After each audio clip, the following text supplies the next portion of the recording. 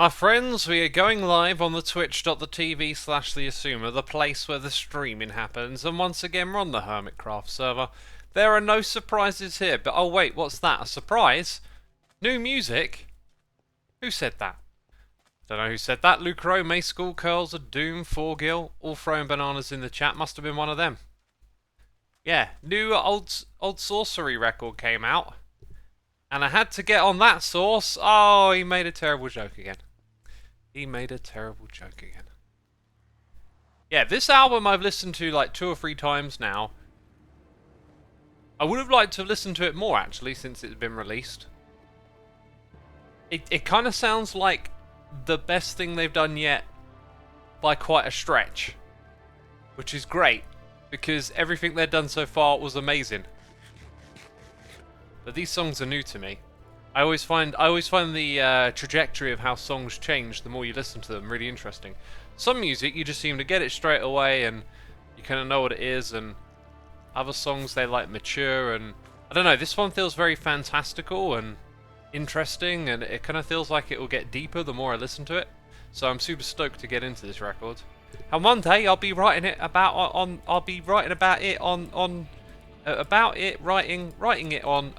Music Blog. Oh, what a great plug. You know exactly what I'm talking about. As well as some other records. Really been enjoying writing lately. Been enjoying everything. Got all the things in the right lines. I don't know. You know, sentences. Becca says words is hard, and so are sentences. Sentences are like boss fights. Yes, you have finally oxidized. Right, in you go. We are building a massive mini game for Scar. Yeah, I've got to build a massive mini game. It cracks me up because obviously it's a mini game, yet it's massive. So I have a list of resources. That's what we're doing today. Okay, now let me think for a second. 17th. I mean, how many? What have we got here? Like 2. If you imagine 2 slots is like 100, or 4 slots is like 320, right? So 8 is like 640, 1,280. Then half of that. I think we might get away with 1 shulker box, but I know some of it needs to be changed to a different material, so we'll probably get away with it, but I'll take that as well. And I will also take...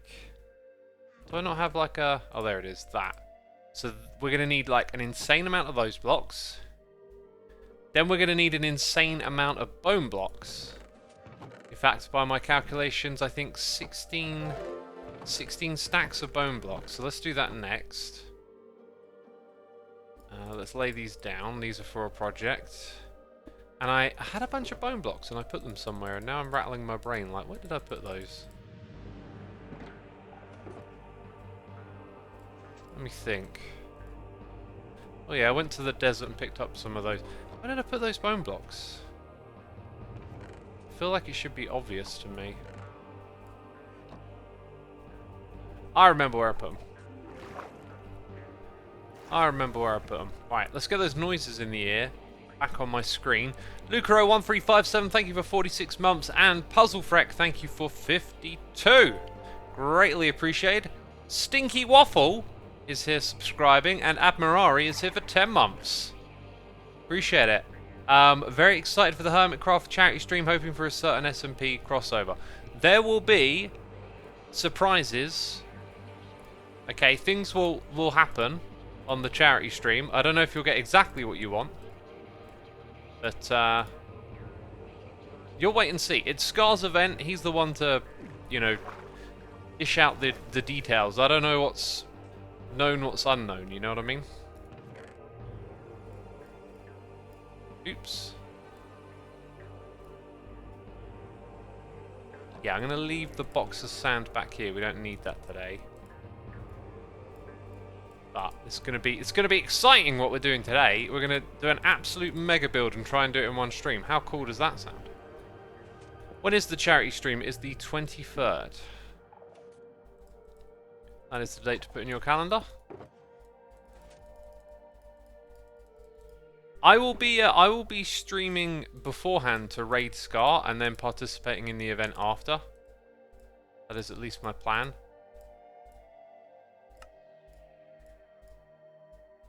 I don't know what I'll do in that stream. I mean, there's always plenty to do in Minecraft, right? Oh, not those. So that's 4 stacks right there. We got Rambling PJ here for 30 months, and Bait and Daniel here for 20. Vote Sniffer. Oh yes, Vote Sniffer. Hashtag Vote Sniffer.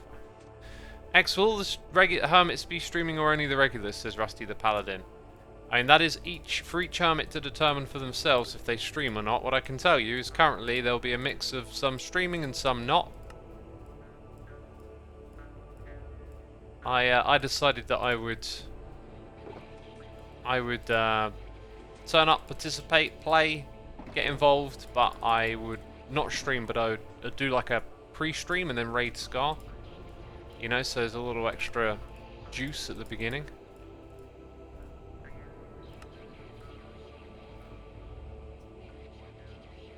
I can't believe the Rascal is solo in the polls, says Bingo Lingo. If you think about it, like if you're drawn to the Rascal character, I'm guessing you find it cute or something along those lines. If you think about what it's actually offering in terms of gameplay mechanics, I don't think Mojang will deliver on a fun game of hide and seek. Based on how this game is, right? And how AI and pathfinding and mob behavior functions in this game, I don't think we've got a good chance of having a fun hide and seek game. I think it's just going to be derpy and exploitable, right? So I think on those grounds, having a mob that you're probably not really ever going to interact with much, that gives you a lame prize, you know, an enchanted iron pickaxe. And I know that that's just a little preview. They could do something totally different. But that's, I'm pretty sure, how players will perceive it. They'll be like, well, it was an iron pickaxe. I don't want to vote for an iron pickaxe as a prize. Right, just in case we need a few more, because I think that's... Is it exact? It's like 20 blocks short. Yeah, there you go. We've got a few more there. Brilliant. So... this now becomes part of the project. These are the project materials so far. Muriel Wolf 1, thank you for 10 months. Leonard Datch, thank you ever so much for 11. Appreciate it. Hey X, I have COVID right now, so I'm really happy I can hang out in your stream. Awesome, glad to have you with us. Yeah, absolutely awesome. I'm glad that you've got COVID too, because now you're here with me. Forever, you'll never get away. Okay? So happy to hear you got COVID. I hope you get another one soon. No. Okay, the joke is over. Did you understand it was a joke? I hope you did. Okay, just going quickly through the rest of these materials. Right, lava buckets. I prepped these the other day. Yeah, sorry to hear you got the COVID. I hope it ain't so bad. With all the jabs and the boosters and stuff, it tends to be mild these days. Right, yeah, I'm now reminded that I actually used up a lot of my lava. So I need to go fish out some more. I need 77... You know what? I can easily just do this with less. I don't need to go overboard. There's 77 spaces need to be covered by lava, I think is the way to think about it. So, just going to put that one back in here. And bring that one with us. Should be more than enough. Powering on through, we got pearlescent frog lights, which I've probably got enough of in my chest. But we'll grab some here anyway. Then we have a handful of magma blocks are required for this build. This is going to be in an out of context video, says Shane. Probably. Do I really not have more magma blocks? Right, so we might need to do a quick trip into the Nether. Warp fences, I can craft. Polished andesite. What was the polished andesite for? Is Ren online? Oh, status mod. I do not use you enough. I'm stremming! No, not that. Ren the Diggity Dog is not online. Because that cobble, that deep slate cobble is for Ren. It's for the riggedy render. Where do I put the, where do I put this stuff again? There it is. That's more than enough. Right, redstone dust in a chest. Signs I can craft. White stained glass pane. Probably got everything I need to do that in my ender chest. Crimson trapdoor. Right, sticky piston chest. Observer, all good. Powder snow bucket. I need 8 of these.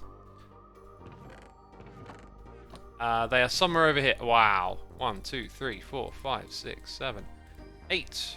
Brilliant. This is my favourite minigame, by the way. Of all the things we came up with, this is my favourite one.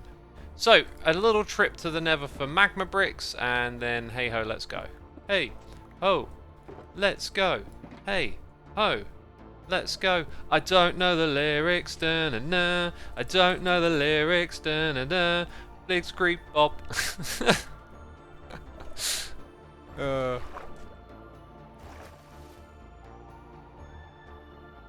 Brilliant. Sniffer have now been voted on. I really want more plants and passive mobs in Minecraft. Oh yeah, the votes rolling in now. Let me fire up Bedrock Edition while I'm streaming, because that's, you know, that's really professional of me. Oh wow! Can't believe what they've done in Bed. Whoa! Jeez, when did they roll that update? Oh man! Wow! Dang. Okay, while that thing's loading, let me just move about here a little bit. Is that a real song? Says Keishi. Yeah. Let's creep up. It's a real song. You could play it on guitar in a day if you wanted to. Actually, maybe Ramones is pretty fast actually, but you could certainly learn the chords. Right. Vote for the next mob now. Continue. Closes in 22 hours, 25 minutes. Okay, I'm actually going to vote now. I'll do that after. I kind of want to maybe just record that. Might need it for a video or something. Records. Okay. Post-stream notes are now a thing. I've got ideas. I've got things to do. Places to be. People to see. I know a streamer that makes his own music, says RJ. I make my own music. What are you on about? Of course you know me. Yeah, my music's on Spotify now. Soulside Eclipse. Soulside Eclipse. Go look it up. If you don't like it, that's absolutely fine. If you do like it, then that's amazing. You're a wonderful human being, and you have an amazing taste in music. Totally not biased opinion. Just straight facts, really. Okay, anyway. Enough of the silliness. I mean, I saw some magma blocks. For some reason, I thought there would be loads out here. Or at least maybe, like, loads left in chests.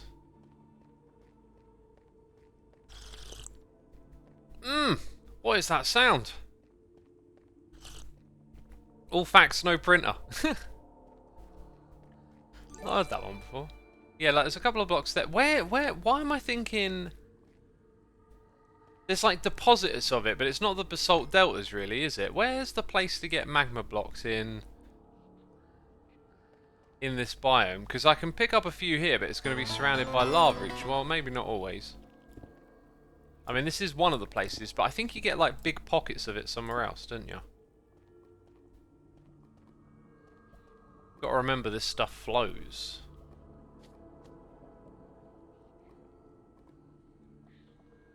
Am I missing? No, I'm not.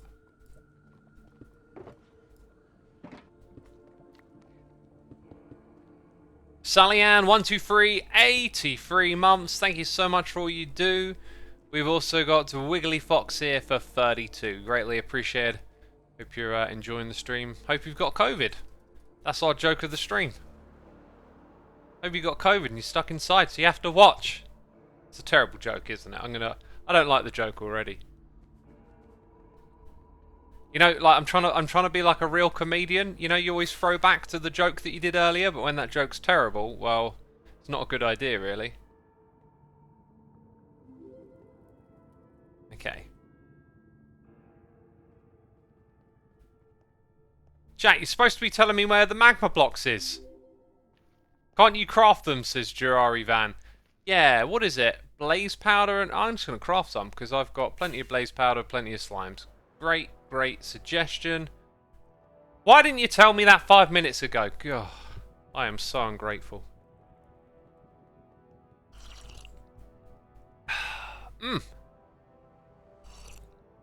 So when you vote, does it tell you who's winning or anything like that? Cub fan has left the building. Magma cream from frog. Oh yeah, yeah. I get magma creams from my. Hang on, I want to go back down. From my frog lamp. I should just get. Wait, I might have a bunch of those already here. I might have picked them up and brought them back. I didn't. So let's. There's a little bit. Let's go fill up a shulker box. You know, and that'll give us an excuse to visit that farm again. Has X voted? I haven't yet. There's 3 places you can vote. And I'm pretty sure like one of them, maybe they're all linked to your account, but hey, I got multiple accounts. Oh, I got multiple accounts. Multiple votes. We're not all created equal, peeps. And that's okay. Where am I going? I know where I'm going. Loch Ness, thank you ever so much for 10 months of support. 10 months, can't stay for long, it's very late. The vids have been amazing recently, keep up the work. Thank you, I've been, you know, making a lot of changes, right? Trying to take my content to the next level. God, this music's dramatic. Love it.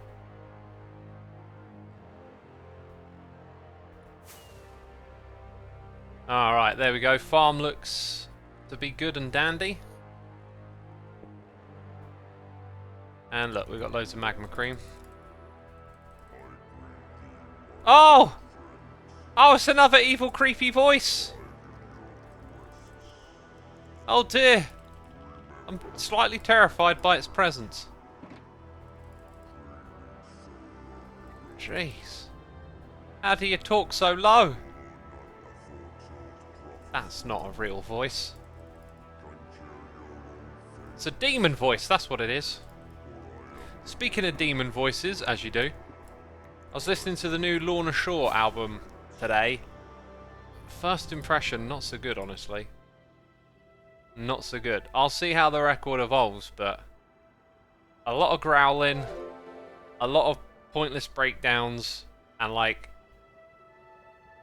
all of the like fantasy orchestrated stuff in between that sounds really great.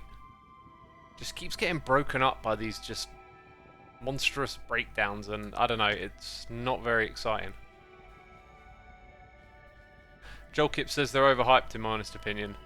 I don't like to like, you know, like the whole what's overhyped, what's not, overrated, like, because obviously everything's so very subjective, but what I would say is that I've heard everything they're doing in their music 10 to 15 years ago. Like, production is top notch, it's modern.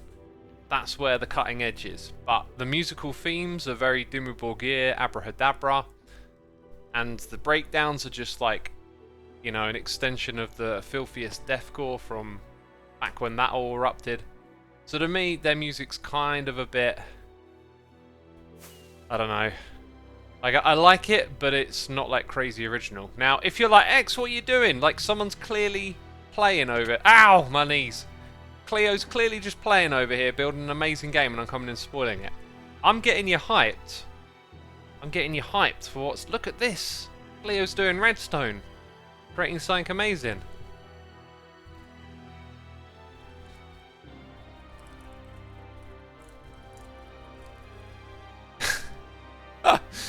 Get hyped. Get hyped for Cleo's game. Get hyped for the weekend. The stream. All of that stuff. Right, so can you see how there's stone blocks over here?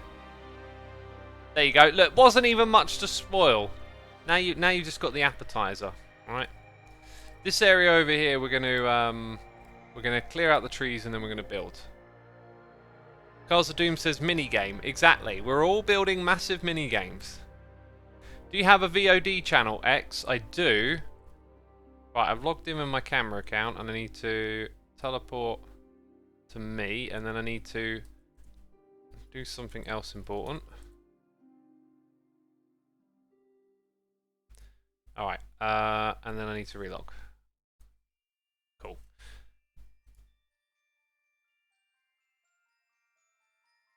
Oh yeah, my VOD channel is Xisuma too. Yeah, I've been a bit torn lately. Like, the VODs get so little attention, and I kind of feel like I almost might want to put them on their own channel, which a channel that isn't even about like promoting it and growing it really, but kind of like tucking it away, because I kind of want to use more of what I do in my streams in my videos. It's already a sliver of people watching, but it feels like the second channel might have more potential to like just focus on clips and extra little bits as well.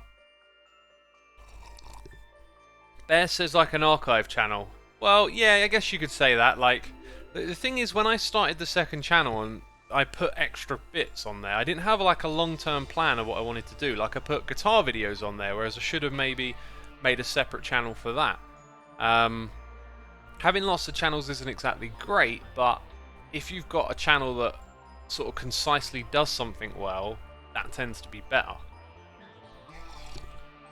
That's why I think the Xisuma Says channel does quite well, because it was birthed for one purpose, and it doesn't make sense that I would put like a guitar video on there, right? Like, so yeah. Anyways, we did I read the last two noises? I think I missed FW Games. Thank you, FW, saying hi. X, how's your day been going? Great, really. Just another day in the groove, enjoying what I'm doing. A bit more relaxed today, doing some odds and sods, like I created a playlist for all the discussion videos, updated some thumbnails, did a little bit of recording, a little bit of writing, just taking it easy really. Big day tomorrow though. Right, let's get logged in. Let's start building. Oh, look at that. Sun's about to go down. When I do a time lapse, I like the sun to be coming up, not going down. For that, you need an Xisuma Shreds channel. Excuse me for the burping. Hiccup. Oh god. Getting hiccups in the stream is the worst.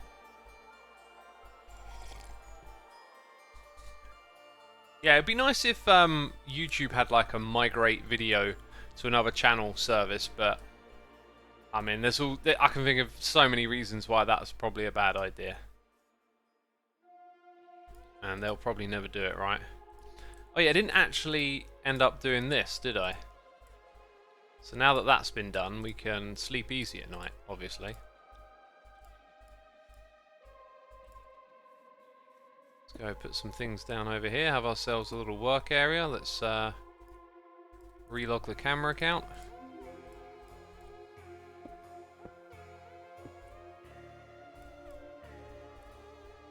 Okay, and it's back in, so yeah, we need to chop at the trees, right? Get rid of all these trees around here. Have a bit of fun doing that. Hacker goes in and steals all your videos. That's what would happen. Yeah, I guess it's a feature that makes you extra vulnerable if you're attacked in that sort of way. More damage can be done. I mean, there's already the ability to delete videos, but yeah, no good.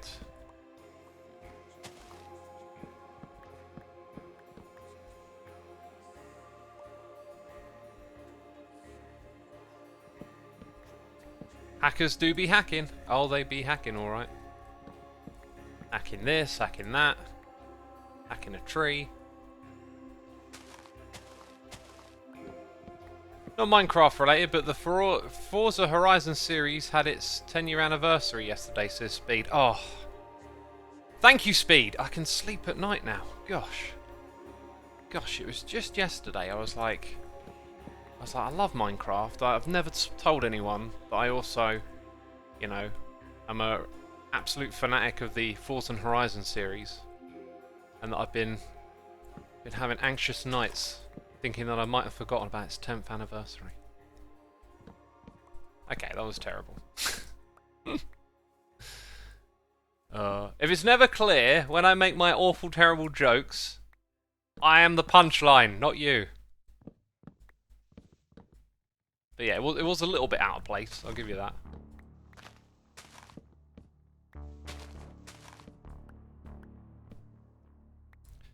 I think there's one more log, isn't there? Oh, and now it's stripped, is it? God. Anyway, we kind of need to get everything inside the stone area. and then we'll be good to go. I mean, some of this stuff that's near the edge I'll tear down too.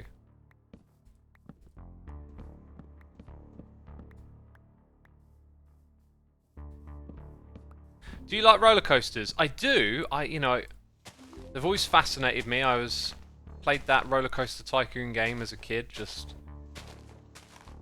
loved it. But I've been on some roller coasters recently, and I gotta say, I am turning into an old man now. Couldn't handle it. Couldn't handle it.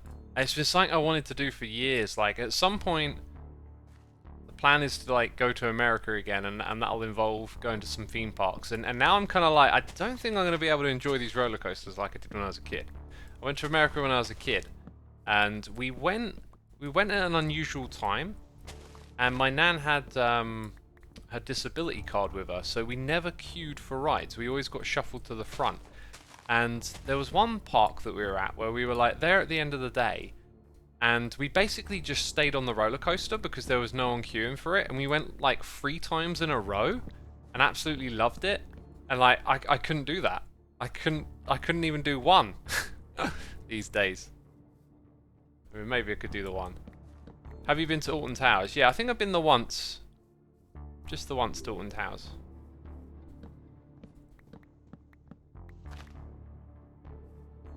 I would love a Roller Coaster Tycoon stream, says Becca. I would like to play the game again, and there are now, like, with OpenRCT 2, there are mods and additional things you could do. If I could put in a little bit of time into thinking about what I would want to do in a single stream, then it might be quite fun. But the thing is that I found with when I last played it is that, like, at some point you kind of, like, exhaust what a game has to offer to you. Like, you become really familiar with it, and then it sort of loses its appeal, even though you still love it. And, you know, I did a series on my channel about Roller Coaster Tycoon, and when I tried to step back into the thing that I used to do as a kid, which was, like, spend ages detailing, like, a park, and trying to make it look realistic and amazing and interesting, and I just thought I didn't have the appetite for it. I learned that very quick. I was like, oh, this is, like, not the same for me anymore.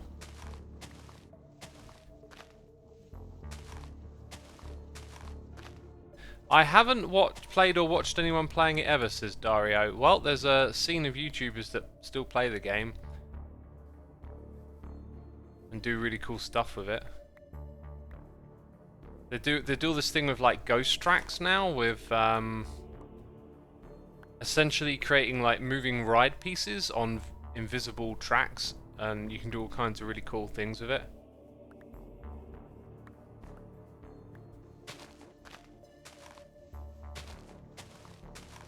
If you wonder why I punch the leaves away like this, it's because when they're connected to wood, they don't decay. So this is, like, outside the area we're building in, but we want them to decay. So over here, there's, like, a little attachment, and that stops it all from decaying. Oh yeah, and if they're touching other leaves that are touching wood, that's part of how it works. So now, I don't think they really are. Uh-huh. This bit looks a bit janky. Detailing in that game is tedious, says Sir Fisher. Yeah, very tedious. When I was a kid, like, it's so weird how different time is for a young person, but I don't know, I just spent hours just messing around, loving it, playing it. And now I look at it and it's almost like torture. Like, you see all the friction between you and what you're trying to create. But that's so true of anything. I was thinking about this the other day with the whole AI discussion we had recently, of just, like, people tend to gravitate towards the tools and the things that are available at the time.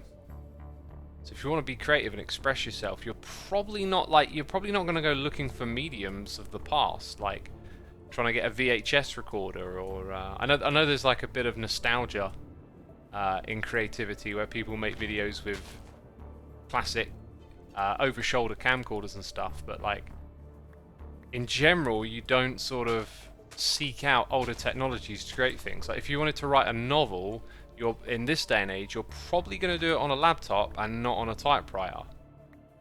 And there'll be a few people that are enthusiasts and are really into like typewriters and how they look and feel and whatnot, but for the average person, it's not like that. And it tends to be that the creativity like is getting easier and easier and more accessible, right? With like, you know, making music on your laptop wasn't a thing 20 years ago. And now you can make top-notch tracks on your laptop. And before long, you won't really need to know much about music because the AI will be generating melodies for... Well, generating melodies has been around for a long time too. Right, let's go save that replay. Give it a name, cleared trees, because that's what I did. And I think we'll get straight to work on the next bit.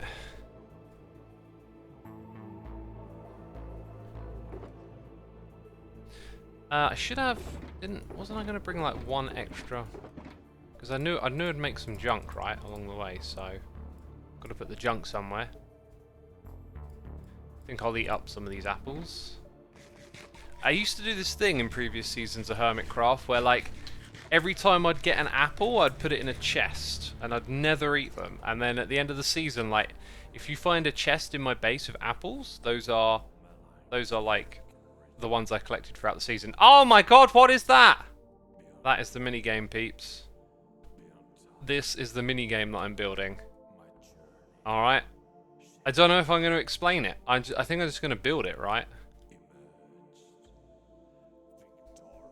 And to make it a little easier to look at, let's bring the height map down and just build this starter platform over here.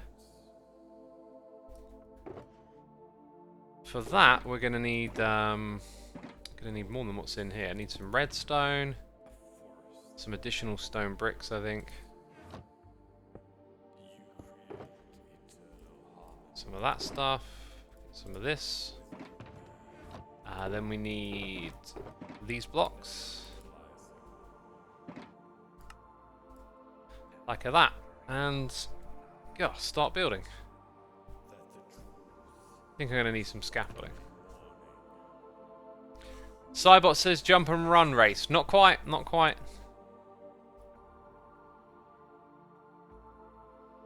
Let's get some scaffolding. It's gonna be like a race for sure between players. I thought that there was stone bricks for some reason. Yeah, it'll be a race between players, but it's there's running, there's jumping, but there's other catches, there's other things going on here. So the idea is that this redstone is what starts the game, so someone will power that. And that will be like, go. And then everyone can go. So our players are going to be standing on... Just skipped over it. Standing on top of these. Oh yeah, sticky pistons.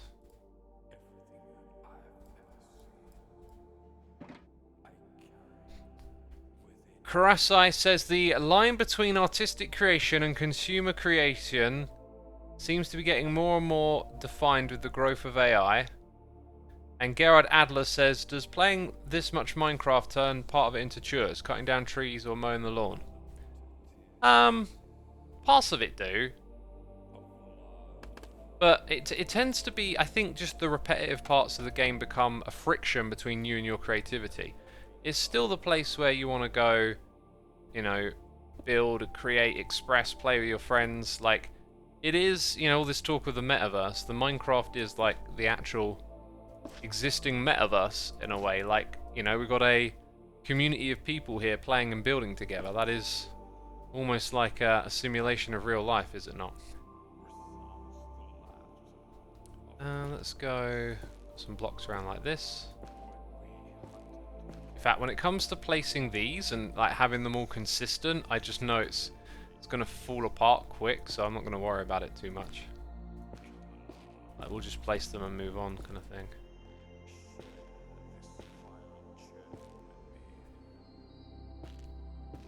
So yeah, as for, what was the other question? Artistic creation and consumer creation. Like, essentially, there's an algorithm and there's the mechanics of the platform that you're currently on, i.e.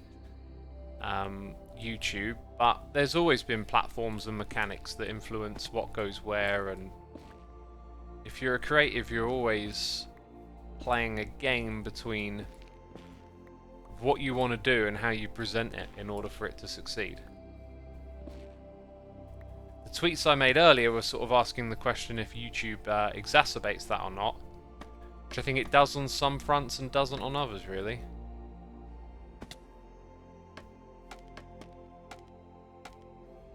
So you might notice that I'm using a different material here, and that is actually rather intentional.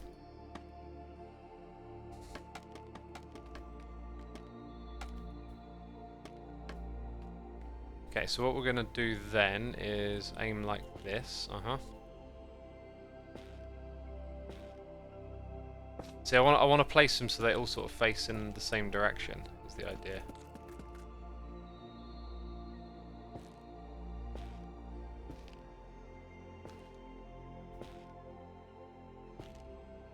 And there goes the bone blocks whenever we get around to that.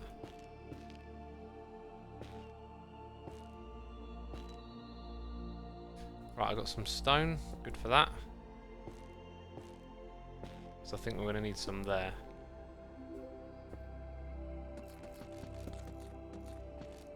We need to put some chests over here too as well. Anyway, the reason this is different is because it's the starting platform and then there's going to be the same colour again at the end.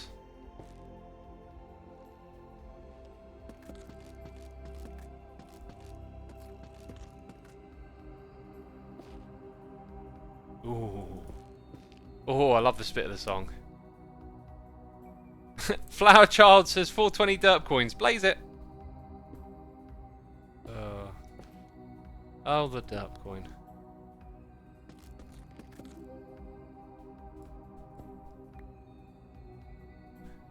What mob are you going to vote for, X? I'm going to vote for the sniffer. I'm going to have a good old sniff.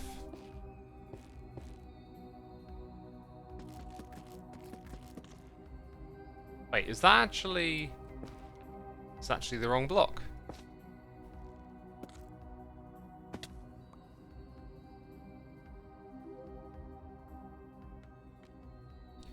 And looking at this, actually, I'm gonna need like blocks between. I think I might put bone blocks between. Need to cover up the redstone somehow, don't we?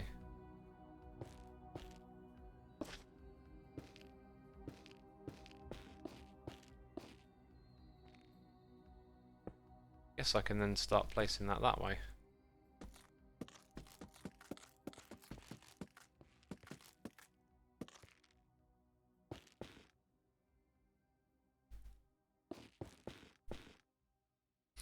Those whole algorithm thing is quite fascinating in a way. We created a digital thing that makes choices to make our experience on the platform in a way like suggested content, for example, and does this by studying your own behavior. It manages to accurately choose good videos for you to watch, but not always, but it's good.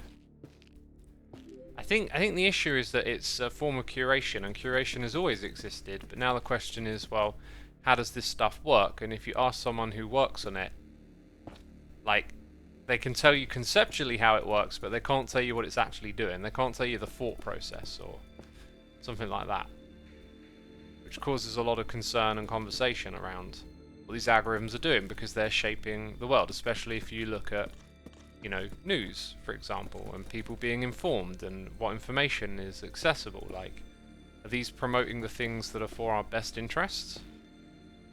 That is to be... You know, that is to be determined, essentially.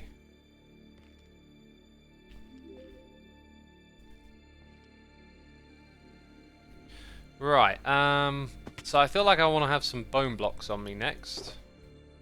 Probably going to end up using a lot more than I crafted, so let's grab this chest. Get a few of these. This will essentially need to come down to the ground, which is something I kind of forgot about. Oh yeah, I had this idea of putting basalt around the edges now to think about it. So let's build the bare bones first, so the game is here, and then do everything else later.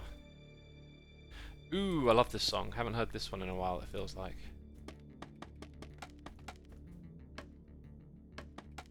See, there are good things about the scaffolding block if you know how to use it. Oh, what a nice sound. Do you like cheesecake? I mean, not really. Not in like, is that a good food to pick type deal. I like it in a, yeah, all those sugary carbs are gonna make me go yum yum yum.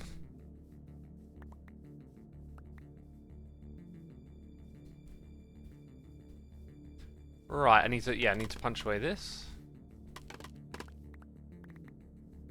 Every cheesecake I had was too sweet. Like, where's the actual flavour? Yeah, that's, as someone who doesn't have a lot of sugar, like, that's something that's really annoying about treats and stuff. It's just, like, you become so sensitive to it, you realise, this tastes good because it's got 20 spoonfuls of sugar in. And, like, and the flavour, it's like, where is the flavour? I like savouries. I'm into savouries, what can I say? Do you want to know what I had to eat today? I made 2 meals that were not the most appetizing. Reason being that I was just trying to use up things that needed using up. So I had beans, baked beans. Could I tell you what I had it with? Brain? Are you there? Brain's having a bit of a moment here.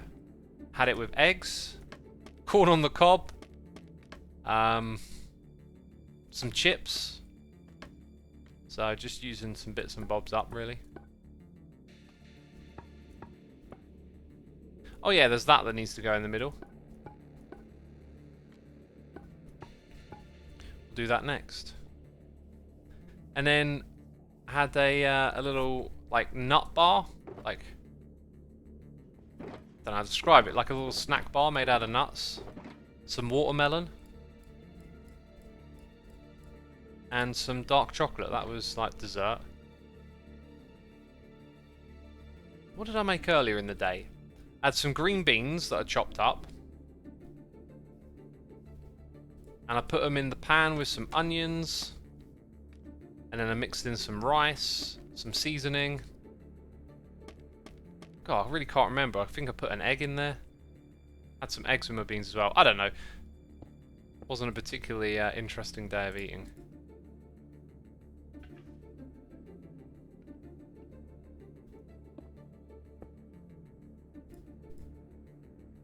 Fascinating how much time you have for cooking. I do actually spend a fair bit of time cooking each day. I cook 2 meals and it does take a bit of time, but like I really like it and I think it's worth the time. And I like to cook, for the most part, healthy meals. You know, I had a load of veg with my little rice and green beans dish. So I'd say it was reasonably good. And then I had some yogurt and like berries as dessert.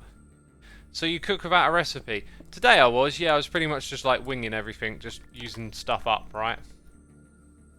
But most of the time I cook with a plan or a recipe.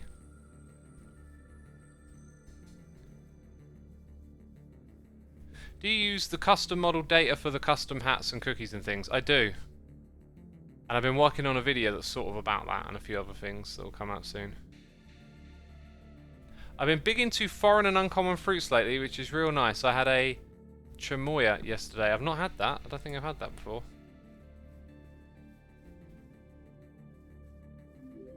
Yeah, so here's like the next bit is gonna like mess me up a bit. First of all, let's get rid of that. We're not using that anymore. Put that back in. 1, 2, 3, 4. 1, 2, 3, 4. Go on, then we'll have those as well. So make lots of this.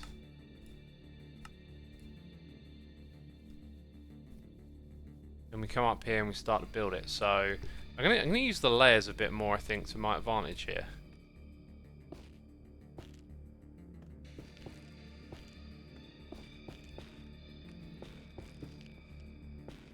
Hey, I need some more of that. I'm gonna put the stone in. Stone's really just replacing something else on top of it, but it's just easy to place and do. Hi, first Xisuma stream, says Pesky Bird. For realsy? But if it's your first time here, be sure to hit that follow button so you can come back again and you get notified, you know. Skyfighter says, do you ever find yourself tired of your usual meals? How do you search for new meals to prepare for? Not really. I keep it a bit variety, a bit spiced up. You know, because as you might be able to tell, I'm really into it. But yeah, today was a bit boring. You see, I stocked up on a lot of foods to put in my cupboard. I started getting all kind of probably like sort of pandemic, post-pandemic.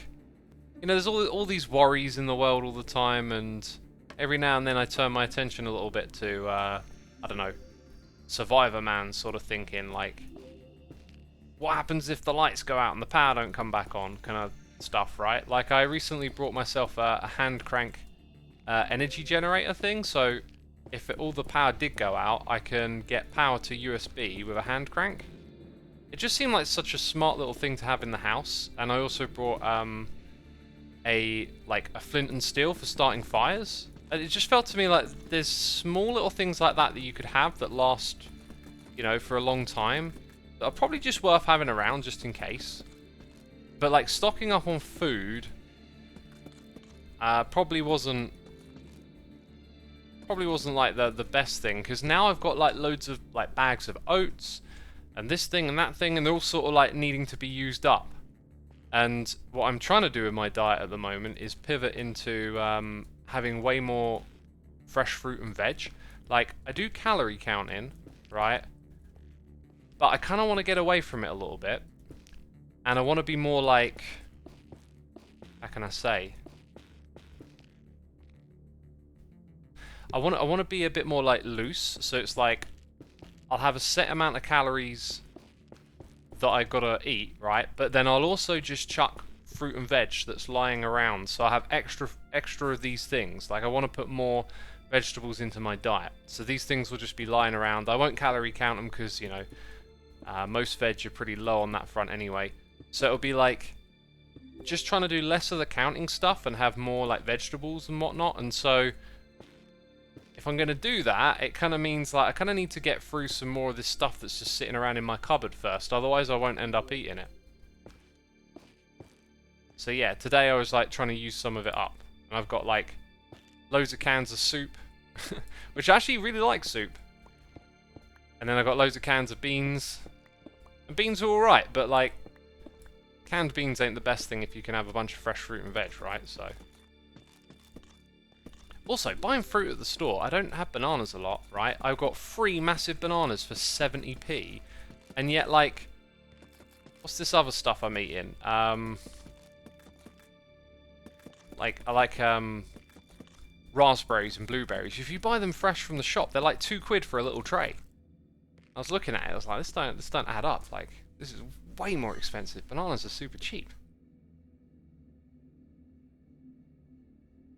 So now you can see where we need more stone again, because I need to put in the bone blocks. Ah! You're in the wrong place. Quid equals pound, says Disco Mercenary. It does, yeah. A quid is a pound. In English speak. Alright, mate. Do you ever think you'll go to TwitchCon? I'm pretty sure I won't. I'm not really interested in gaming conventions and stuff like that. As I express so often, my interests are really quite different from what I do for a living. I mean, the idea of, oh, it's playing games, at least. Because the games that I play are often quite creative. Or puzzles. I love puzzles.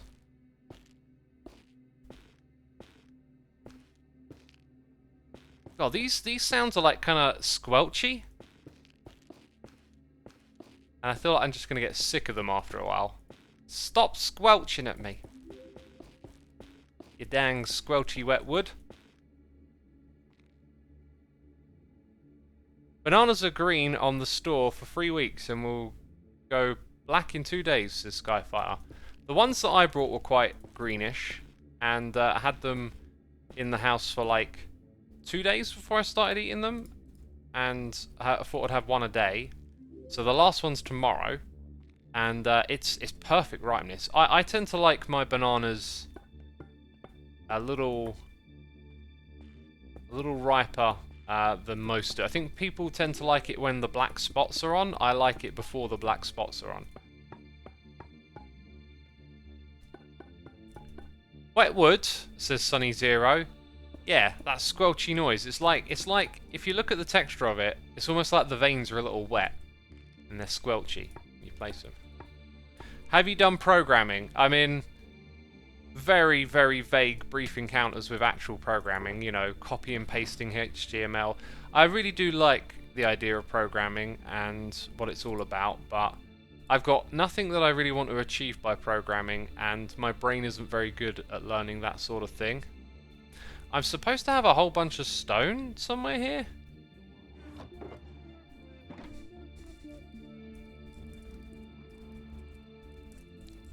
I don't really want to like interrupt my time lapse. It's a bit OCD if you like, but that's just me. Dang, I thought I had like a whole bunch of stone in one of these. That's why I weren't worried about it. I mean, I could start pinching some of this. Not normal stone. Alright, I guess we'll have to go fish some out and stop the time lapse for a bit. Not sure how much more I actually need.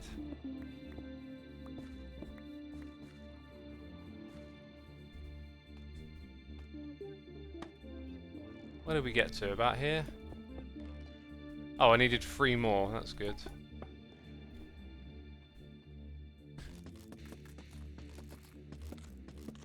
I think a lot of stone is probably in order for this.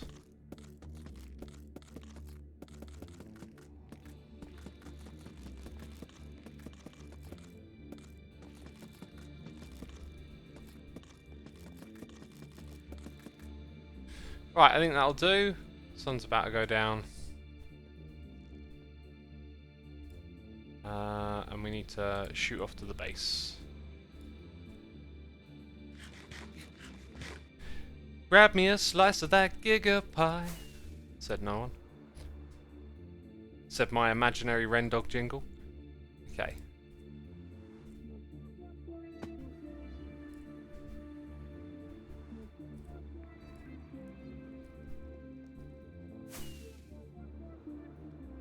Oh yeah, that's right, I can't just nip round to there anymore. Used to be able to do that.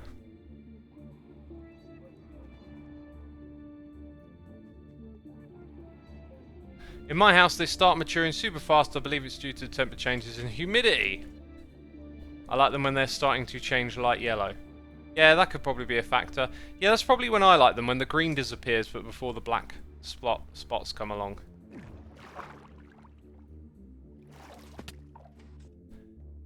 Are most hermits going to be present in the charity stream, or will it be a pass the torch thing?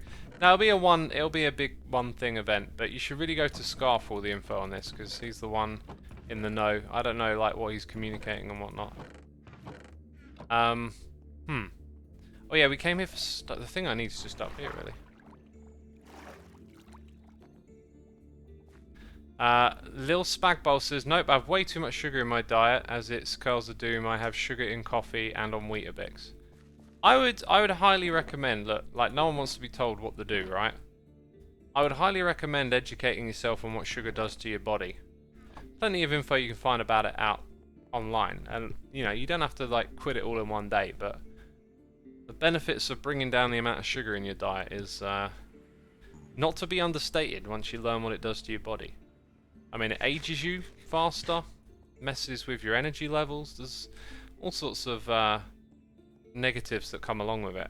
And the reason there's so much in our diets is because the food industry is incentivized to sell, and if you pump treats and all sorts of foods full of sugar, guess what? People love sugar. They'll keep coming back for it.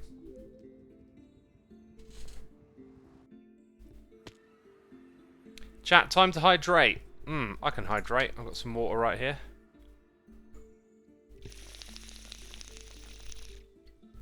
Swanky Ducky says, but it's so yummy. Oh yeah, it's yummy, but it's... How it's yummy is relative, right? So imagine like I give you a cup of tea and it's got 1 sugar in it, and you're like, that's sweet. And then I give you next day I give you a cup of tea with 1.5, and you're like, oh, it's even nicer. You know, 2, 2.5, 3. Like, if you eat something that's got loads and loads of sugar in it, and then I give you something with less sugar in, guess which one is sweeter? But if I don't, you know, if you never have the sweeter one and you just have the one with less in, it's going to be great. It's going to be fine. You're going to be like, oh, that was lovely, tasty, or whatever. So it's kind of like, it's all relative, is what I'm saying. And once you realise that, you can realise, okay, so if this stuff is like bad for my body and my health, and I have less of it, and I get used to having less of it. By the way, I need to break these stacks. I thought there were 4 stacks. What happened to the other one? I need to break them into regular deep slates, so we might as well just do that now. If you have, like, if you get used to having less sugar, the things with less sugar in become tastier. So for me, some of my favourite foods are vegetables. Right? Like, they are tasty. The reason they're tasty is because I can taste them, because my taste buds don't get a lot of sugar. So they're more sensitive to regular tasting stuff.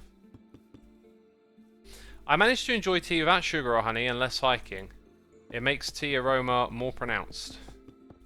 If you're hiking, you know, for long periods of time, a little bit of carbohydrate energy, some sugars could be a good strategy for giving you the energy you need if you're worn down. That's why you got what's that? That Kendall...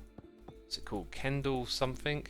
It's basically like... if you imagine a chocolate bar, like a traditional flat one that's wide, with like pieces you can break off. Imagine that, but it's like a sugary, minty thing. Like, it's literally just eating sugar to give you energy, and hikers use that a lot.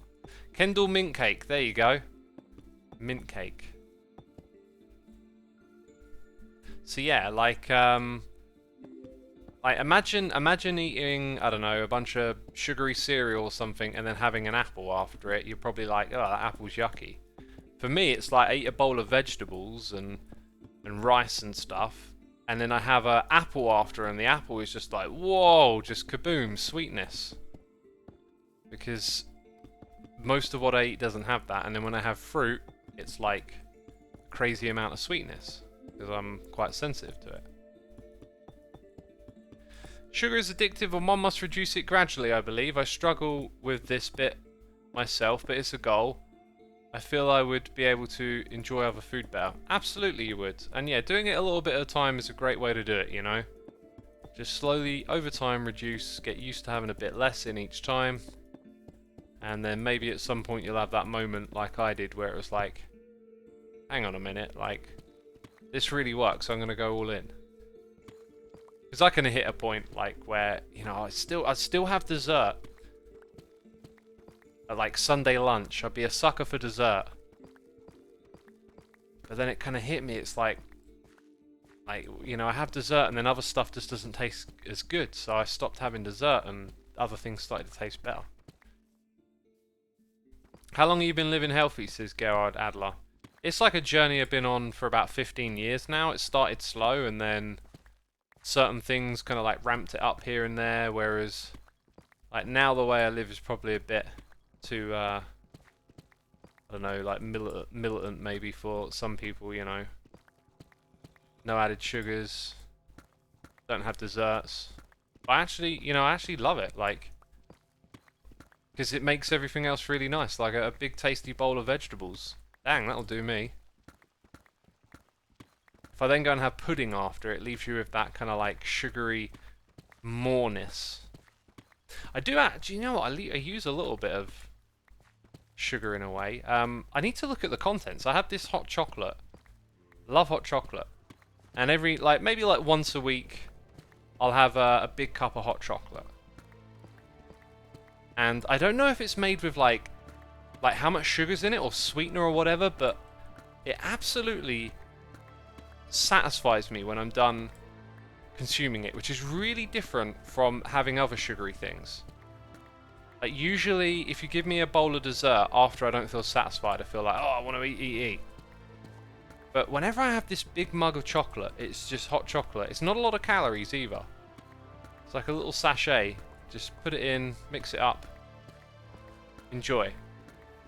It always feels satisfied. So the other day I had I'd undereaten a bit because I have 2 meals a day, and I thought, you know, I can feel a bit lethargic. I'll have a little snack. So I had a little pot noodle thing that I've got in the cupboard. Not an actual pot noodle. Those are gross, but something like that. And then I was like, oh man, I haven't had a big full meal like I usually have. You know, like 1,000+ calories. It was just a little snack, and it left me real dissatisfied. And I had a hot chocolate, and it totally settled my belly. After that, I was like, I'm good. And we're being raided by the one, the only HBomb94. Thank you so much for the raid, dude, and welcome all the raiders.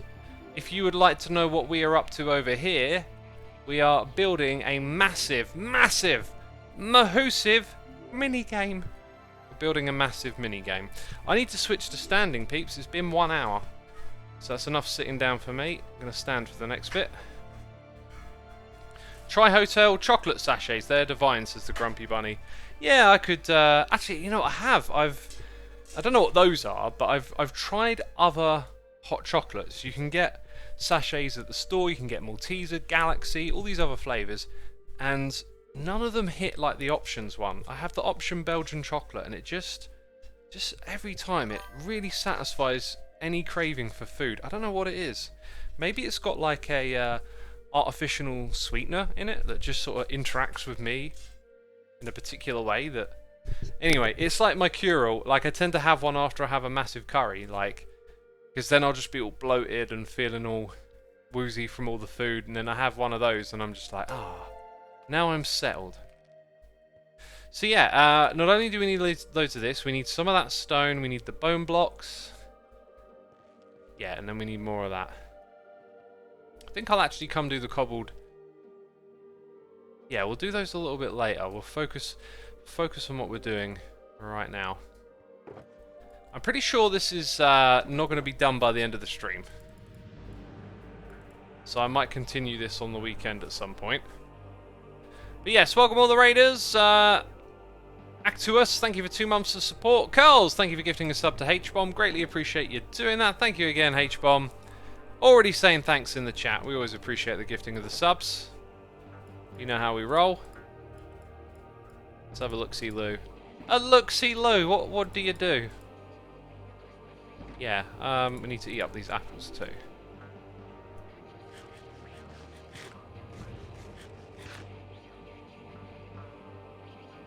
Hi X, how's your days been? Says Slay Lapel. It's been good, it's been relaxed. Mildly productive. It's been alright. So I need to build that up, and then I need to put the stone in. Right, let's get the let's not forget about the ye old camera account. Ye old replay mod.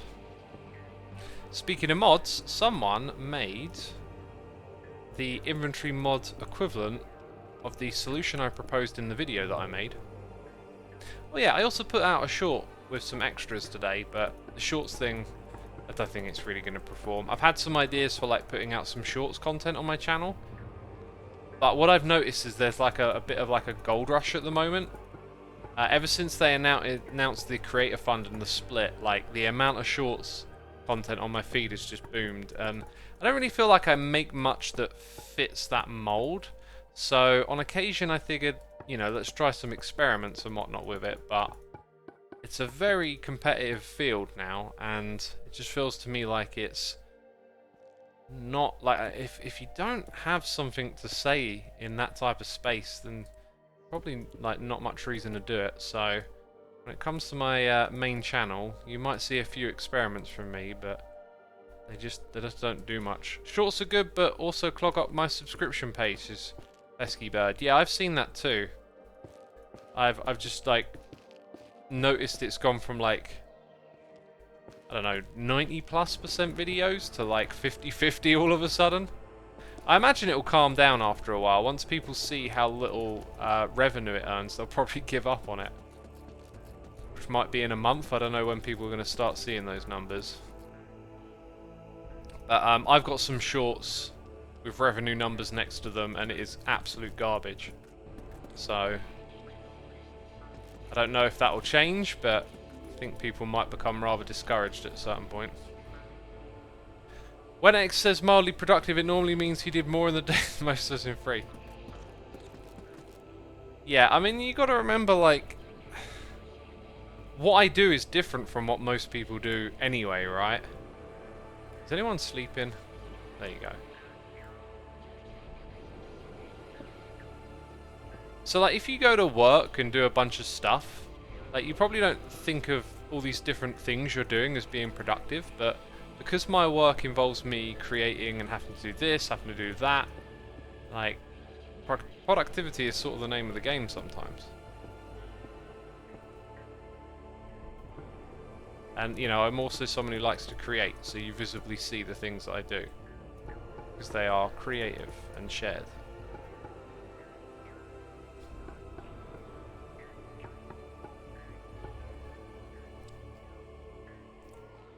The only type of short content I could see being beneficial is covering very small Minecraft updates. Yeah, that might not be a bad strategy for some of the pre-release stuff that comes out later.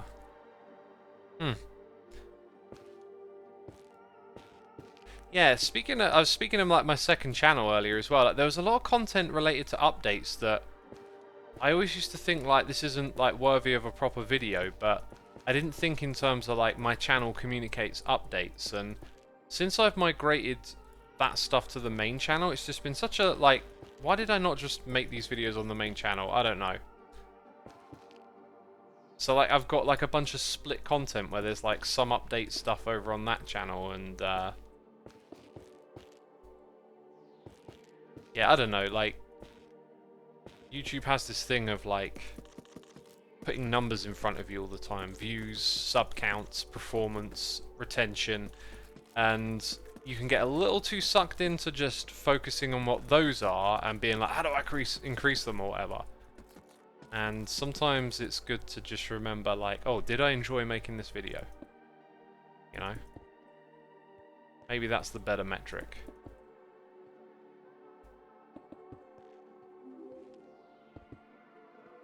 That's what I had to tell myself today. Anyway, if you were following me on Twitter, you might have noticed I had a little bit of a Twitter moment saying some things, essentially.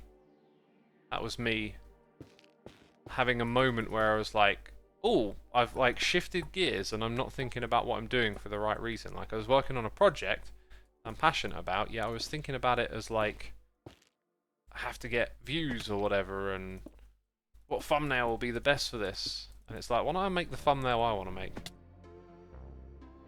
Which is kind of what I landed on anyway. I just sort of slipped into thinking about it the wrong way. Is enjoyment really a priority though, says Solomon Island? Yeah, it's got to be, because if you're doing this, like I've said it so many times, and you'll hear other YouTubers say it, but like, and probably streamers too, like, if you want to do YouTube because you want, like, air quotes, fame or whatever, like, you're sort of signing up for the hardest job, right? Like, YouTube is like hustle, hustle, hustle. Like, you are always on it making videos and stuff. It don't stop, it's relentless. So, you know, let's say you're someone out there who's like, I want to be a YouTuber. Right, let's say I hand you a channel, you got 10 million subscribers. Wow, you know, like, cool. But it's like, but why do you want to be a YouTuber? Does it look like fun? Does it look easy? If you don't have a means in which to express yourself, when you go to serve those, 10 million people videos, it's going to be hard work to keep them interested if you ain't interested in whatever it is you're creating, you know? It's going to be real hard work. So, like, YouTube is like a job where you have to be really passionate, because if it's a 9 to 5, like, where you just clock in and do the thing you need to do and then clock out, like, you're going to hate it. Like, I'm on this thing all day long. And it's always, like, on my mind, and I'm always creating and coming up with ideas, and, like, that's because that's the way my brain works. And I've got this thing that I'm passionate about and interested in. If you don't have those, like, this would be horrible.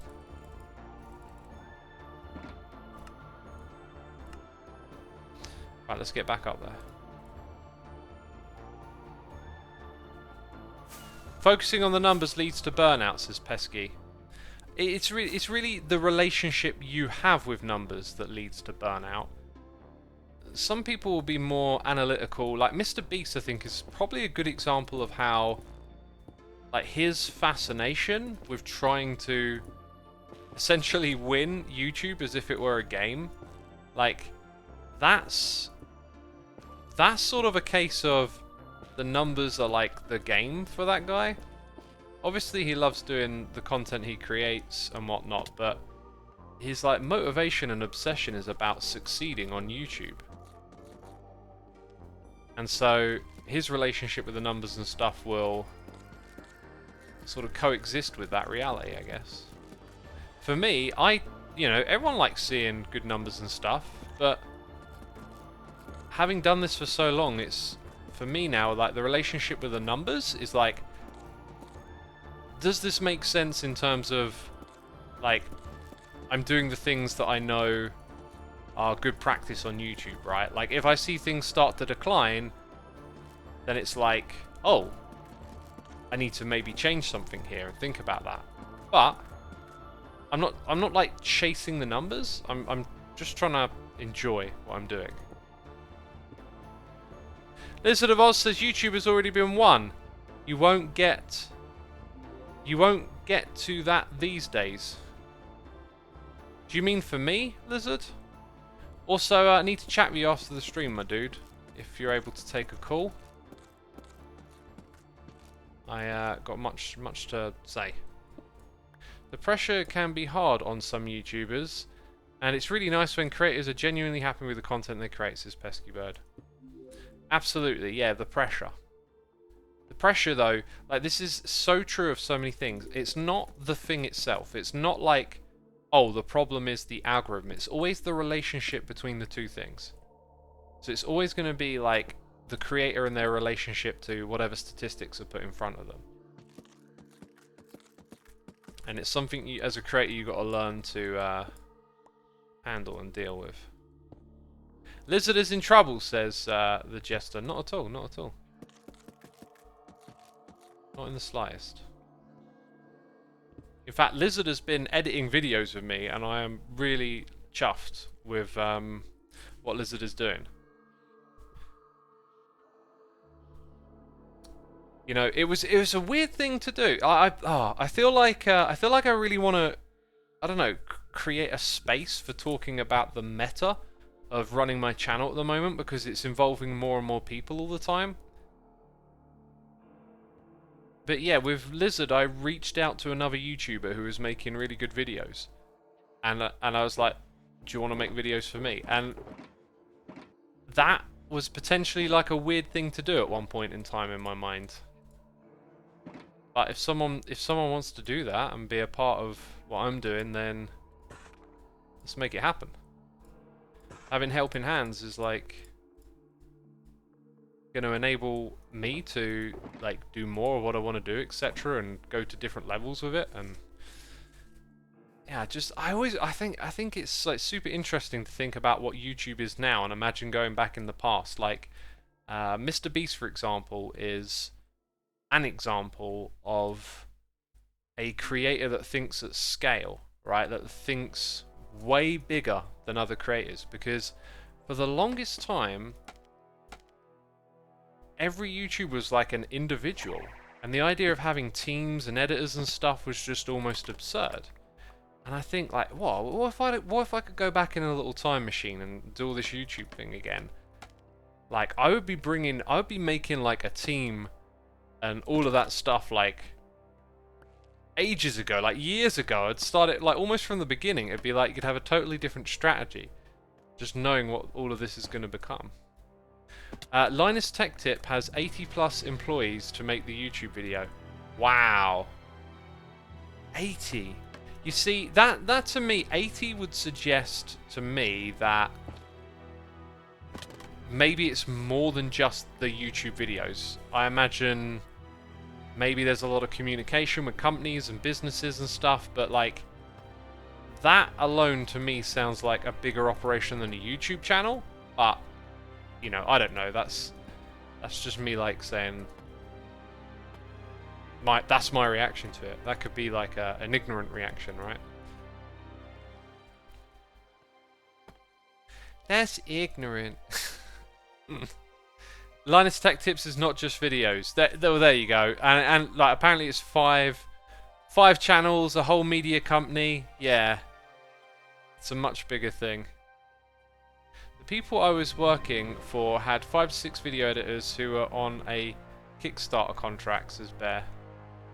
Yeah, I mean, well, these days, you know, like people will come into this industry prepared to put together a team of people for like seeking success on YouTube. When I started, God, imagine pitching that, like people will call you crazy. I think it's so interesting to think back to those innocent days where like people barely knew this would be a business or whatever. Like when I started, I made loads of videos before I made money off of them. And then when I did, I thought it was almost amusing, like I was getting a few pennies for it. And then Red Eyes, who was a former hermit, sort of went to me, "Oh, have you turned on your monetization correctly?" And I was like, "Correctly?" It's like, "Yeah, you know, you got to go into YouTube and do this thing on each of your videos." And I was like, "All right." And then all of a sudden I was earning £5 a day. And then I was like, "Oh, that's different money now. That's like that's you know, £35 a week." I was currently on like a basically less than minimum wage job. And then I started to think, well, that's a little something extra. That's nice. And then over time, you know, it started to grow. It'd be like £6 or £7 or £8 a day or whatever. And then the European Union passed their, you know, Protecting Workers Act, which, you know, as intended, cut my hours in half. And so I was on like even less than minimum wage. And then, you know, after a couple of months of that, I was just like, I now make more than I did at this job, and I am just going to go for this. I was not really thinking of it lasting 10 years. It was just like, can I just have some fun doing this now? You know, like, this is happening. Maybe it'll be something. Never used to listen to any, like, podcasts or anything with business entrepreneurs and stuff like that. If I'd have listened to that kind of thing at that time, I might have been like, oh, it's time to like reinvest this money that I'm earning and get people to help me do what I'm doing. But that probably wouldn't have been right for me then. Sometimes the path you're on is the path you're on, and it makes sense to go at the pace you go at. I think that makes sense to me. Holes137 is here for 11 months, saying, what a grand 11 months it's been. Thank you as always for the content. Love the new episodes, and thanks for offering a fresh point of view on stream discussions. Oh, thank you, Holes. I appreciate your subscription. Glad you're enjoying the discussion. Curls is here, holding over the communication messages while I waffle. Liza says, no, not you, the abstract you watching it. I can't even remember what we were talking about. Is making a living off of YouTube a reasonable metric of success to pursue? I do not think it is. I do not think... Like, knowing... I mean, okay, it always depends on the person, right? But I do not think pursuing this as a job, unless you are passionate about the thing that succeeds, is worth it. Like, if you told me, X, you know YouTube, and bear in mind, I'll be really honest with this answer, actually, because I'm just going to realise, well, I know how YouTube works to an extent. But if someone's like... Look, what am I not into? I'm not into, I don't know, anime, right? So, like, if someone's like, X, you're taking away your channel, you're now going to make an anime review channel, okay? Oh, I'm going to be like, oh, God, I'm going to suffer. I'm going to have to, like, spend my time watching stuff that doesn't interest me, figuring out how to write and communicate about it, like, without the passion for it. Like, it's not... gonna work. But at the same time, I kind of know, well, I know how YouTube works to an extent. I've done things that maybe give me the skills to create something similar to a review, like, you know, writing music blogs would give me a bit of a skill set. So, you know, maybe I have a bit of overlap with that, but essentially you're inviting me to do something that I'm not passionate about, and I know how much hard work goes into to do it on YouTube, and I would just not be up for it, basically. I'd just be like, oh, I do not want to do that grind. I know how much work it is to get a channel going. I know how many hours you got to dedicate. Like, this is suffering. So yeah, my answer is like, for most people, it's like, don't pursue YouTube, pursue your passion, and YouTube is the place where you put your passion, okay? And if you do it that way, in that order, and some success comes of what you're doing, and the opportunity arises for you to become a full-time YouTuber, what's actually happening is you're having the opportunity to do that thing that you love full-time. That's the big difference. That's the big difference. Because if it weren't YouTube, it would be some other platform, some other place, somewhere to do that thing that you love.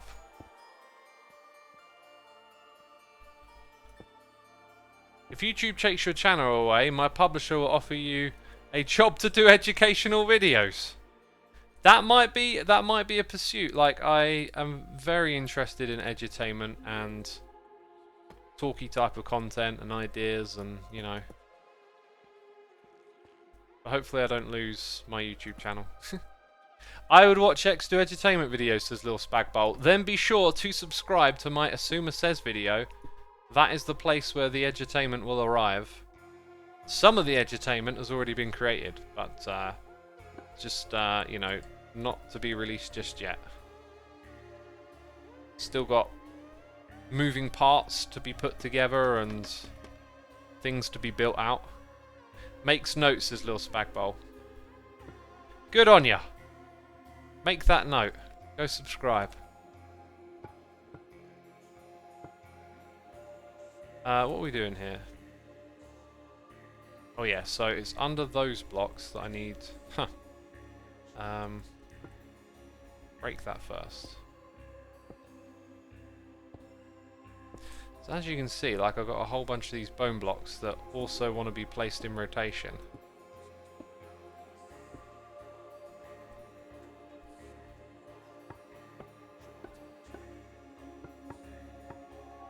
Then I guess we go back down and get rid of everything else from below. I think that's powdered snow there, by the way. Oh yeah, and on the opposite side. Uh-huh. Whoops.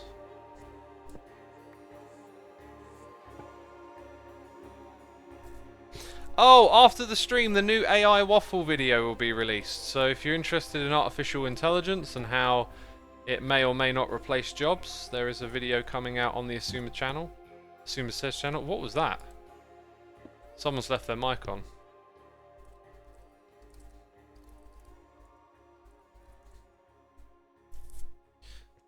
Someone nearby has left their microphone. Hang on, I'm gonna... Someone nearby has left their microphone on. Just in case they're not aware. I was like running around the server singing to myself one time, and it turned out... like, it turned out the whole time I was like... Hello. Oh my god! Ah! Oh! Hello! Scar! The ghost of Scar, maybe. Just flying by, just flying by. Oh, I just got caught in something. So loud in my ears. Hi. What happened? Yep. Oh, I got caught in the snow. I didn't know that was powdered snow. I landed on it. I sunk. Oh, you need those leather boots, my friend. Oh, the leather boots. Yes. You got another game popping up here, Xisuma. I have. Did you see the preview of this at any point? No. Oh. You might have had a concept of this potentially on the test server, maybe? That's right. I had a concept, a very brief one, and now I've turned it into like its fullest extent of the game it's going to be. I mean, I'm streaming right now. If you want to like casually bring it up and mute it, and just I'll stand over here and you can see like the fullest extent and the size of what I'm building. Oh, that's actually it. Wait, did I lose Scar? Oh, you are there. Coming, darn it. Oh, I'll be right back. We lost Scar. That's the fullest extent of it, peeps. Look at that. Do not mention Hot Guy and the hit list. Just in case, I'm going to go set my spawn. Love the colours, says Game Masala. Salah? Mo Salah. Whoa. I don't know what the Mo Salah song is actually, because when you got football player song, like you sing their name and then there's like a little story. He came from Italy or something like that. Mo Salah's from Egypt, I know. Just Italy for some reason. X, how do you feel about the idea of needing to be qualified to do good edutainment, or are you worried about unknowingly spreading misinformation? I'm not, because a lot of what I want to do extends to how I am on these streams, which is I always put my ignorance forth. I don't try to speak with certainties. I try to speak with, you know, articulating where this idea came from, or why I think this and what the other side of it is. For me, it's more like food for thought and trying to open people up to seeing sides of an argument and stuff, which I don't think is misinformation. I mean, maybe if you disagree with me, you might shout that, but that's not what I'm doing. I'm not anything like that. Are you a Liverpool fan, X? I'm not, but I'm a fan of football, so, you know, watching good goals, which Mo Salah scores, is always wonderful. Just a supremely talented player. Can always appreciate some talent. Big jump. Look at this, it comes up to the second platform over here. Do you play football? In the garden with my nephew. He's very passionate about football, which is lovely to see. Wait, you were telling us you were singing with an open mic? Yeah, so, like, I sing to myself a lot. Like, and not good singing, more like stupid noises singing. And things that amuse me. Like singing stupid nu metal riffs. 1-0, 1-0, 1-0, 1-0, 1-0, because that's how it's played on the guitar. Like, I just silly stuff like that. And I noticed I've been on Hermitcraft flying around, like, the public area for ages. And then I'm like, oh, my microphone was on this whole time. Great. How good is that? Football is so fun. Loved playing it as a kid, says Game Masala. Yeah, I love to play some football, kick the ball about, always good. I'm more of a someone who chooses to pass than play competitively. Like, I just like passing it back and forth. But I can't say that I'm not competitive. Like, I'm sort of like, I like competition and being competitive, but I don't care that much if I like lose. So I like a good competition. It's fun. I like seeing, you know, the scores, the points go up and down, but I just don't care if I win or lose that much. Awesome. I've been playing a lot in high school. It's the best thing when it isn't too hot. Sadly, no one to play with now, and no Sunday league in my country, says A4. I was about to say, when I saw a high score, I was like, oh, egg-shaped handball? No. I'm talking about that game where the ball gets kicked with your foot, which is why we call it football. No, not the one where you throw the egg-shaped ball through the air and catch it. No. That's a different game. I'm talking about the one where you use your foot to kick the ball. You know what I mean. You know what I mean. Mimi17032001 has subscribed 12 months. That's a whole year. Thank you so much. Greatly appreciate you, and hope you're enjoying the stream. LOL, trolling Americans. Here's the thing, I like American football. It's good fun to watch. Although I must admit, I prefer to watch the highlights, because sitting through a whole game is kind of slow.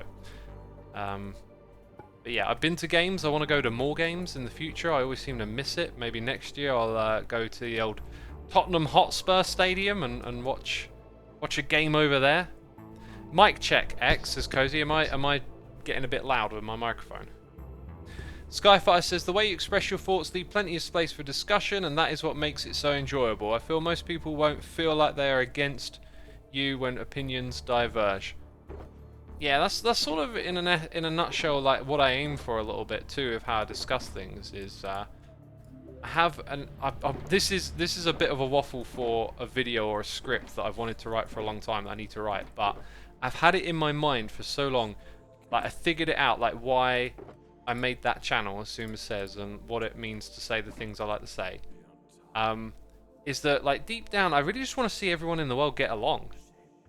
And you know, I'm just sick of seeing arguing and divide, and it leads me to try and listen to different sides of opinions more and whatnot. And thus, a lot of my opinions therefore kind of just reflect the complexities and the different ways of looking at things, as opposed to just going all in and in whatever my gut reaction might be to something. Mike was and is fine, says Mac. Yeah. Oh, good. Mike, check because your mic is open. Well, I was kind of waiting for Scar to come back. I don't know where Scar went. Maybe we'll turn it off then. Go back like this.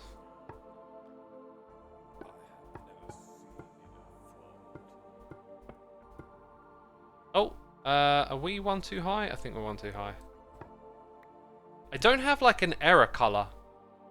I remember if you have like an error color for when you've put in something that doesn't belong, like it got a bit jarring, so I turned it off, but it is also on occasions useful too.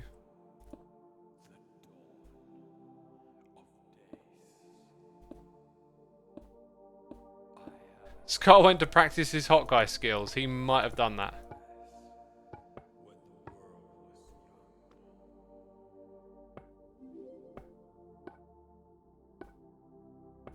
AstroPie, thank you ever so much for tuning in. Hope you have a great rest of your day too. After this stream, I'm going to go sit in my sweatbox, which I am absolutely loving. Oh, what are we doing here? Yeah, my new ritual end of day. I used to get up and have a cold shower first thing in the morning. I don't do that anymore because I have a shower before I go to bed now. So I sit in the sweatbox for half an hour. And then I go have a cold shower, clean off, and like I've got this little lamp that I carry around with me now, so all the strong overhead lights are off. Just going around my house in the dark with this little lamp, and like after all of that heat, like the cold shower gets it out of your body. You're all cleansed, you're clean, you're detoxed. Your body starts really winding down for a sleep. You know, sitting in that thing is exhausting, and then you're bringing your body temperature down. You're getting the lights down, so all the cues for your body to go to sleep. And I just take a bit of time, you know, cleaning myself, brushing my teeth or whatever, combing the beard, just a bit of self-care time, and like maybe I'm listening to a podcast or something, and then just slowly like unwind and just fall asleep much quicker now. It's really good. Have really, really good deep sleep as well after a sauna. Why did I come back here? I think it was, yeah, I think it was this stuff, right? So yeah, absolutely like great decision. And, you know, an at-home sauna, it doesn't cost a lot to run. It's like 20 to 50p a go, somewhere around there, I've sort of estimated it. But here's a really weird thing with energy at the moment. Like, everyone knows the energy prices are going through the roof, right?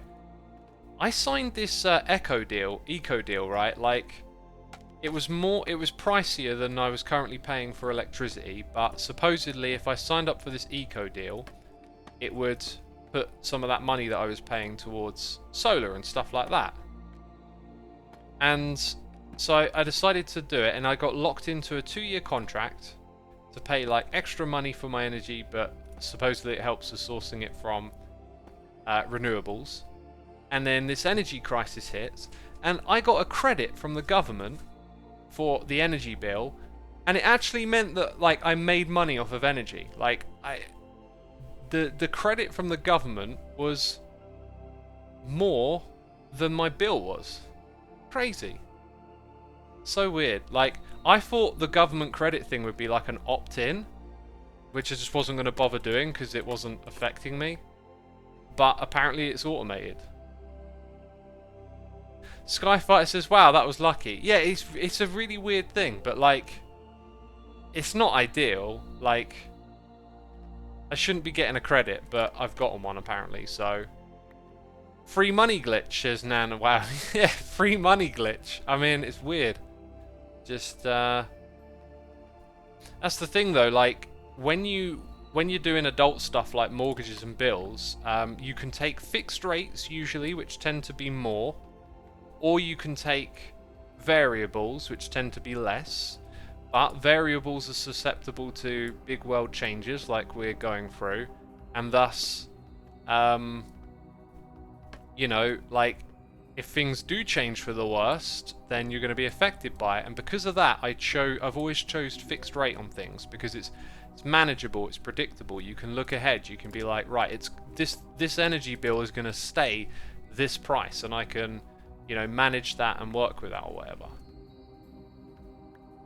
People with fixed electricity prices are enjoying their low prices until the contract ends, says Skyfire. Yeah, and then, you know, and then you'll pay through the nose for it. Pesky Bird says, what podcast would you recommend? My absolute favourite podcast right now is the Lex Friedman podcast. I am just, again and again, like, so impressed with the guests he brings on, the conversations they have. You learn about just some absolute cutting-edge stuff that's going on out there in the world. And loaded with good sense of humour, a lot of camaraderie, and just, I don't know, great questions and whatnot. But he's been like getting into the chess world, like bringing on Magnus Carlsen. He had Gotham Chess on there. I think they're called the Botez twins were on there too. And like, I've been into chess lately, and so having all these chess people come on has really enriched that experience for me. Right, B-dubs is on. I don't need to worry about sleep. So yeah, it's nice when like your favorite podcaster just starts bringing on people who you're going to be really interested in listening to. So that's been it for me. What's it about, says Hex Maximus. Mostly about artificial intelligence, machine learning, and robots. But he'll bring on people from all sorts of different fields of academia, and often people that are doing absolutely brilliant things that you just don't hear about, like in the news or in, I don't know, anywhere really. It just, and he makes it so like presentable just by asking really interesting questions, and whenever something gets complicated, he asks the basic questions to like get you back on track. So as an average person, you can like hear them talk about some really deep, difficult topics, advanced stuff. It's super cool. Time for a Xisuma chess. Oh, if I had a chess channel, it would be terrible. Yeah, for me, chess is playing puzzles and having a little bit of fun. I could pursue it a bit more and try and get good at it, but it feels very rabbit holey, and I just want to approach it and have a little bit of fun. And for me, that's just playing the chess puzzles, and I like learning about different concepts and trying to get better, let's say. But even as I learn about these different concepts, it's like each time you learn about something in chess, it feels like you just, the rabbit hole gets bigger over and over again. And for that reason, I don't want to take it seriously, because it just seems like it would be a pursuit that's, I don't know, maybe not so fulfilling.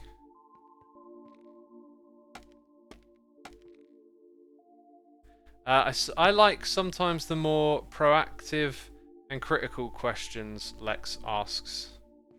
He asks a whole range of questions. Yeah, he's not afraid to ask challenging questions either. And he brings on challenging people. He brings on, you know, people that are of controversy or unfavorable, and treats them, you know, like a human being and has a proper conversation with them, which I think is quite amicable too. I agree, so I played Blackgammon. I feel like there's a great joke there that's just whoosh over my head. I think I played this game called the Roman game, which I think is actually Blackgammon. Just sort of rearranged on the board into a different layout. That's a very, like, unknown, probably rare game. So, like, I would be very surprised if anyone knows that game. Why play chess when you can play Uno? Skyfighter says, when I hear podcasts, I understand everything, but I feel like I don't absorb ideas from what I hear on the first go due to English not being my first language. I think also that you have to respect that podcasts are casual and that they are probably not the primary way to learn because of how we consume them. Like, I listen to podcasts while I clean, while I walk. Like, it's always in combination with another activity. But let's say I'm studying for something and someone in that field comes on and I sit down and I really take note of what they're saying. Like, if I'm fully focused on it and taking notes, I imagine it's a great source of learning. But it depends on, I think, how you consume content as well, if you're going to fully, like, feel it and get it or not. Let's talk to Andrew Huberman about how he's trying to really empathize also with people who did bad things or who are very provocative, and tries to meet them in the middle and makes them trust him in the conversation. He does a really good job of it. Yeah, and I think the trust is because he's genuine at doing that. And I think it's a good thing to do. I think it's very easy to look at people in a very black and white way of, like, good or bad. One of the thought examples I really like around this is, imagine imagine an individual commits some absolute horrific crime, kills a bunch of people, and goes to jail, and then sort of reforms themselves, dedicates their life to helping others, and comes up with the cure for cancer, right? And saves millions and millions of lives.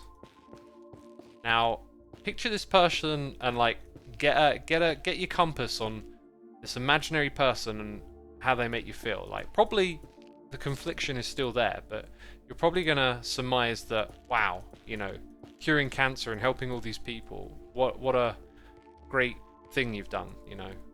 Are you a good person now? But now flip it. Imagine the person who cured cancer in their youth, then went on to become a horrific mass murderer and is sitting in prison. The second one is like a tale of tragedy. The first one is like a tale of redemption. And both have the same series of events, but in a different order. And how that order of events shapes how you think about someone. Super interesting. I don't know what the answer to that is. Just a very interesting thought experiment. But I think, you know, all people I think are capable of both good and bad. There's like a saying, isn't there? You're a hungry belly away from becoming a thief. Probably butchered that one, but and we all have our ups and downs, and obviously some ups and downs are bigger than others, but we're all human. We all have feelings, and too often do we get a little hyper focused, I think, on some of the negatives. I'm not making excuses for my fictional mass murderer, but with some other things that are maybe less horrific or not even horrific, you know. Like, we often carry judgments around about people, right? I've been trying to drop these. Like, you know, like when you talk about some public figure or whatever, and it's like someone's like, oh, I hate them. Usually politicians. Like, hey, we've got a new prime minister. And this new, what is he? The Chancellor of Economics or something, right? And already people are like, oh, I hate this guy and I hate this woman and what she's done. And it's like the only thing you know about them is just what's happening right now. And it's just very easy to create this reaction of, like, anger and disgust and attach it to the whole person. You don't actually really know anything about them. Wasn't the Chancellor fired today already, or did he go by himself? I wouldn't know, because I, you know, don't really look at the news. I get a little bit of this and that here and there, and I ask other people what's going on, but I don't really pay attention to it much myself.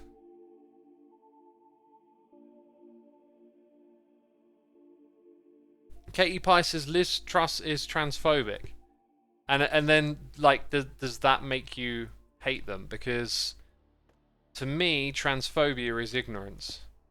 And ignorance is something that can be overcome. And ignorance isn't always spiteful or malicious or of ill intent, right? Some people just don't really know better about certain topics or issues. And again, this is the whole, like, how we sort of compartmentalize someone into, like, this thing, therefore bad person. It's like, well, people are multifaceted. You know, what if Gandhi was transphobic? And what does that mean for all the other good things that he did and brought about? You know? People are multifaceted, and yeah, it's just never that simple. It's never that black and white, in my mind.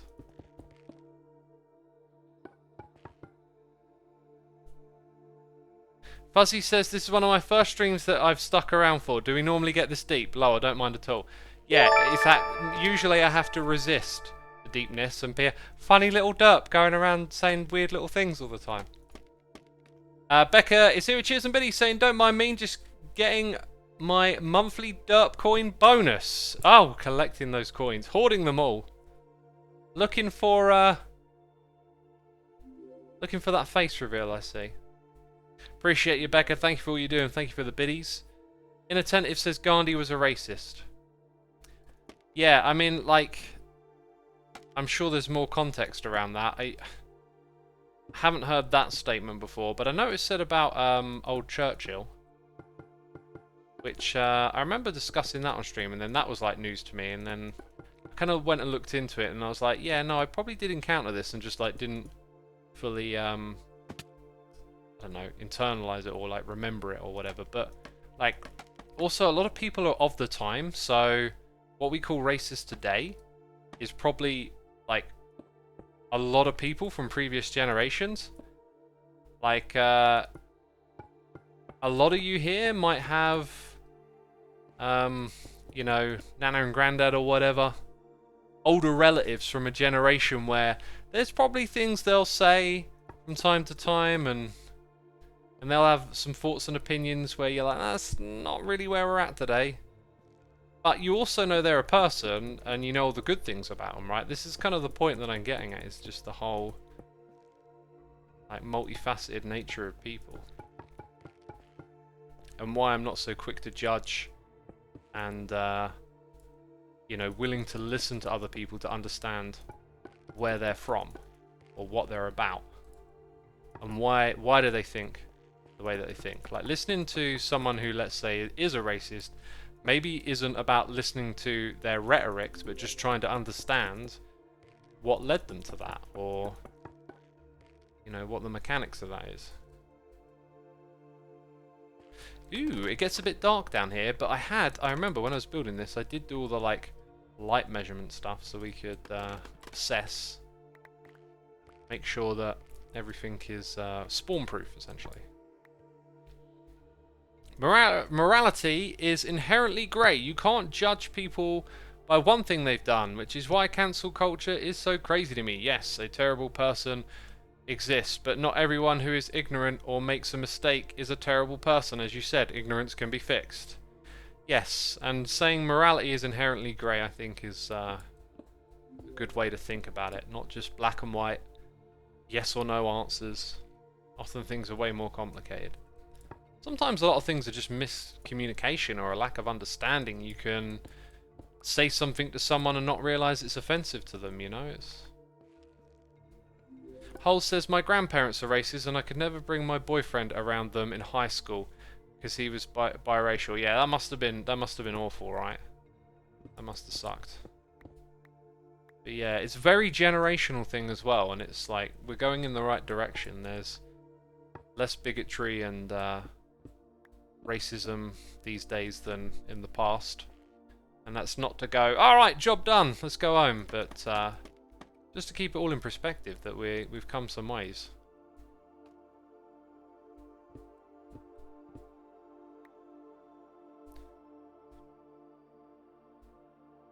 Lizard of Oz says, at one point slavery was a thing taken for granted even if today it's universally considered bad.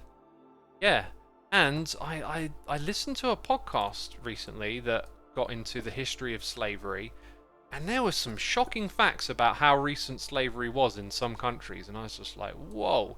I think, I remember correctly, like 1970, I think was like, as far back as 1970, there was still slavery, and maybe even like the last, like I'm really like reaching a little bit, but I think the last country to officially get rid of slavery, and it wasn't a big country, so like we're talking about, you know, something a little more niche, but it was like literally in the year 2002, and I was like, whoa.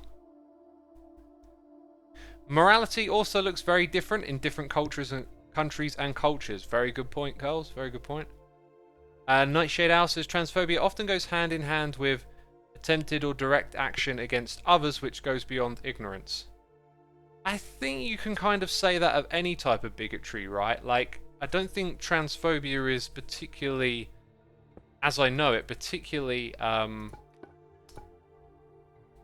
like, I don't know, really, the character of it. For example, like, I know that, what do we call, like, the anti-Jewish, anti-Semitism is, like, a really, like, even in this day and age, it's still a really prevalent thing that's stuck around, and you can find, oh god, like, Kanye West on Twitter recently. I haven't really gotten into that, but I've heard apparently he's been saying anti-Semitic things, and it's like, that's stuck around. That's really like a difficult one that just doesn't... What is that? Oh, that's powder snow there. Just seems to persist and not go away. But yeah, like, the reason I bring that up is because I guess based on just an accumulation of reading, listening, learning, I'd say like anti-Semitism is maybe something that's a bit prevalent, but like, how do you measure those things? Like, how do you measure when ignorance and phobia translate into violence? I'm not sure what the answer to that is. So I wouldn't be quick to like brush one as being more it than the others, let's say.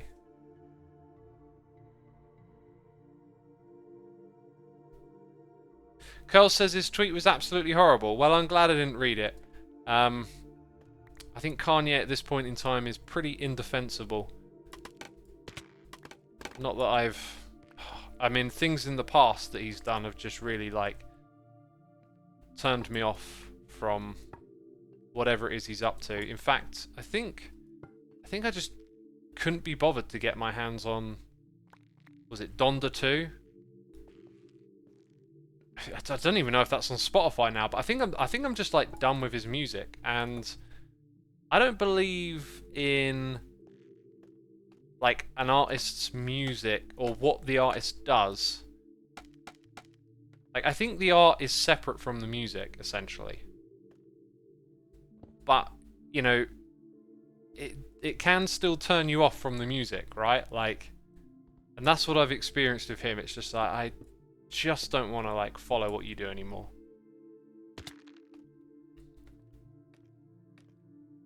Speaking of Kanye, what is your opinion on separation of art and the artist? Is consuming media by a problematic person okay? Yeah, I did just answer your question. There's some artists that I listen to that shall not be named, whose records I never brought because of their like openly abhorrent views, but despite that, like, I was you know, interested in the music purely for the music, and as a result, like, have the music through piracy. But like, it feels like, you know, when I'm listening to the music, I'm enjoying what the music's about to me, like what it's about to me. And I can make that separation, but then I can also choose to like not support the artist, right? Like to not buy their stuff. And maybe that's a little different if you stream it because you're sort of supporting the streaming platform.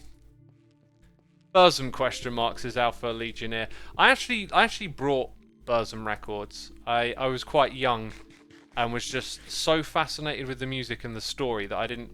Too young to really like properly think about like the moral questions that it raised, but yeah, I haven't brought a Burzum record in a long time. But again, like, what happens in the music, to me, is all that I'm interested in. And I have no interest in his, like, political views and whatnot. You know, I'll listen to them, and I'll try and understand them and where they're coming from. Like I said, you know, still a human. But, no interest in supporting them. Basically. At this point.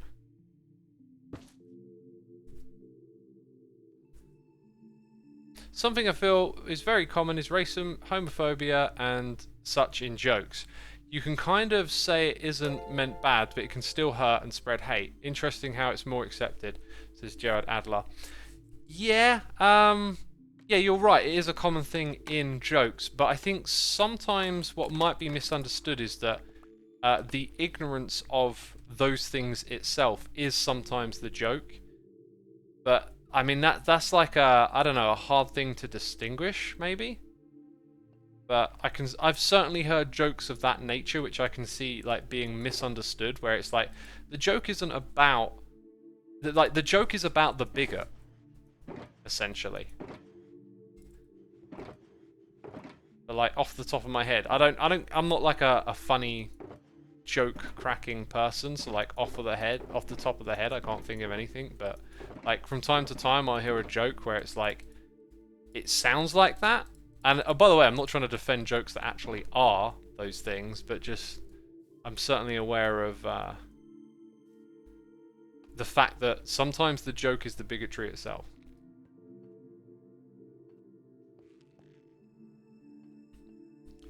I prefer humour that punches up, says Sarah. Yeah, and here in England, the culture of humour is very much like, I don't know if you call it punching down, but like, I don't know, one's failure is like the butt of the joke a lot of the time. Like that's British humour. American humour is like sort of like, I don't know, like you're not the butt of the joke. It's more upbeat. But it's very, very baked into British culture, that kind of Monty Python type. You know, you're the loser sort of the situation type humour.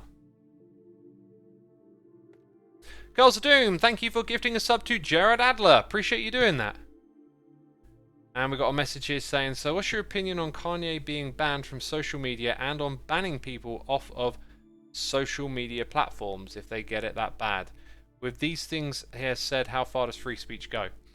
I believe in free speech. I believe someone who wants to say abhorrent things should have the right to say them, because if you decide they shouldn't, then you create gatekeepers, and that can be dangerous, because what happens when you disagree with the gatekeeper and you think, hang on a minute, this over here is reasonable. I think you need space for discussion. I think people need to be educated on how to think.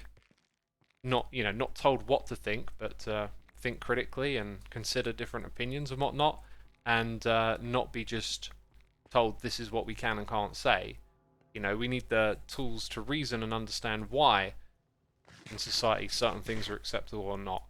But in order to achieve that, you have to have free speech, and that means you have to listen to people that have views that are unfavourable and that you disagree with. And we have to, you know, work through conversation and discussion to let the better ideas rise to the top. Debate clubs still exist and are an undervalued educational tool. That's an interesting statement. Debate clubs, very American thing. I don't recall there ever being any here in the UK that I was ever aware of. Not that I was invested in my education that much, but you know. Blackjack says, free speech demands that unpopular speech is allowed. Popular speech is allowed by default without needing free speech as a right. So yeah, first bit, that free speech demands that unpopular speech is allowed. Popular speech is allowed by default. I'm not sure what you mean by without needing free speech as a right. To me, the gut instinct, and I've listened to a lot of conversation on this, is that like you need to let people speak. Like that's how we make progress, right? Like it's easy to think in terms of today and what today's standards are, and what today's norms are. So like imagine instituting the same idea but 150 years ago, right? Or like, you know, when slavery was around. Like imagine defining what speech was allowed and not allowed then. The conversation of the day would be so different, and then it would be stifled into its current position because there would be gatekeepers on who's allowed to say what and when. So in order to progress, we need that open discussion, because some things that we do today in 50 years will be unacceptable, right? Like culture can change, and our ideas and standards and practices, it can all change. So unless we have the means for everyone to be able to talk, you're going to create gatekeepers about what's allowed to be discussed or not, and thus stifle progression. If you think someone is wrong, try explaining why. Silencing them and labeling them as a bigot will likely reinforce that they are correct and they are being oppressed by the bigotry of those silencing them, says Blackjack. Yeah, I totally agree. And sometimes it's hard to like have those. It's hard to listen, it's hard to explain, it always gets heated and emotional, but like if you can step away from all of that and I think not make it like the most important thing ever to, you know, try and convince someone to change their whole ideology in a sentence, then maybe you can find some reasonable ground on which to communicate, and hopefully that leads to somewhere better. But anyway, deep discussions, and it leads us to the end of the stream. Lizard, I'm going to be ringing you in a bit if you're still there. Yeah, big thank you to everyone who subscribed, resubscribed, donated and cheered. As always, I appreciate your support. Hope you enjoyed the stream. And we'll do a raid. Big thanks to the mods, the Patreons. What's this over here? Zits Olympics.